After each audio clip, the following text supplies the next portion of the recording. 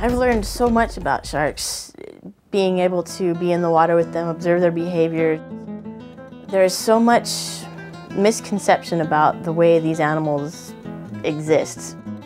These sharks are incredibly intelligent. They have the ability to learn. They have the ability to remember year after year. They have the ability to recognize patterns, to understand a situation.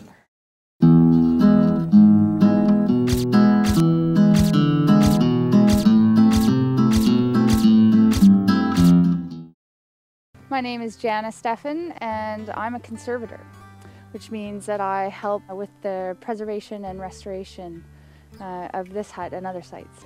My favorite part is being able to see these artifacts being restored to not original condition, but as best as we can take them, and then go back inside that hut and be there to tell the story that they otherwise wouldn't have been able to tell.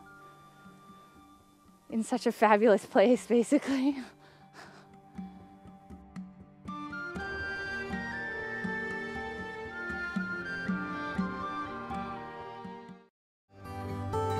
The manta rays are one of our major attractions here in Kona, and it's been an attraction now for over 10 years. They come into the night dive location. It's a location they come into to actually get clean during the day. And what divers started realizing is if they had light sources near that area, that it attracted plankton in. And then the manta rays would come in to get that bountiful supply of plankton that was accumulated in one little location. It's absolutely amazing. It's another world to have all those lights down there, all the divers, the bubbles coming through and the mantas coming through. It's just an outrageous experience.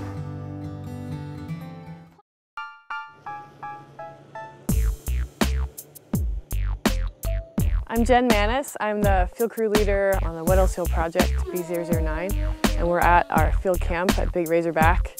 These are our 4 fish huts that we live in. We have 2 sleep huts, an equipment hut, and a kitchen hut. We've got solar panels on the roof of the kitchen hut, and that's where we get all of our power. It's all solar. We have 2 phones, and we also have wireless internet. Well, we're standing on top of the sea ice, so we're basically on top of the ocean. It's absolutely gorgeous. There really is a lot to be learned from the penguins. They're phenomenal divers. These birds can dive to 25, 27 minutes and then 500 meters. So how they do that is really still a little bit of a mystery in some respects. My name is Cassandra Williams, and I'm a graduate student working on my PhD with Paul Ponganis, and we are out here on the sea ice in McMurdo Sound studying emperor penguins. We really look at their diving physiology and a little bit of diving behavior. When you first jump in the water, you're going down through a tube of ice, and it's the hole that's been drilled by the drill rig or melted by the hot sea rig, and so you see right in front of you a wall of ice, and you can see all the crystals and all the layers that are in it. And this is also the time when you're checking your gauges and making sure that everything's good, and you're feeling the pain in your lips. But then you come out below the ice and your vista just opens out, and we have such incredible visibility down here. 300 meters is not too uncommon. So you get a sense of flying in a way that you don't get it anywhere else when you're diving, because you can actually see hills and valleys and mountains and cliffs in the underwater landscape, which you can't see anywhere else that I've been diving. It's a really incredible experience. Humpback whales are here for 3 months out of the year. They're up here to have their calves and also to prepare for calving for next year. The reason that the whales come here is the sheltered waters, the warm waters, and the lush area that Tonga has. These are the South Pacific humpback whale.